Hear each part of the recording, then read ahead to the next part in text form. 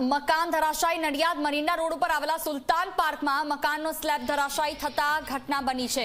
મકાન ધરાશાયી થતા 4 વ્યક્તિઓ દટાયા છે। સ્થાનિકો દ્વારા 2 વ્યક્તિઓને બહાર કાઢવામાં આવ્યા। હજુ 2 વ્યક્તિઓ દટાયા હોવાની સંભાવના છે। નડિયાદ ફાયર બ્રિગેડની ટીમ અને 108ની 3 એમ્બ્યુલન્સ ઘટના સ્થળ પર પહોંચી છે।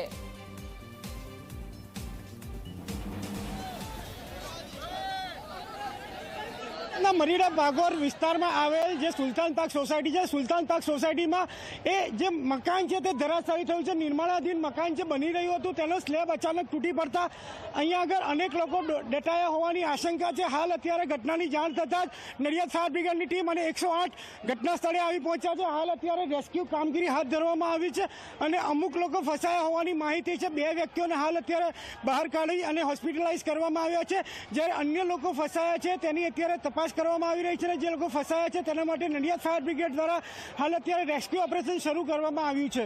નચિકેત મહેતા, ઝી 24 કલાક, ખેડા।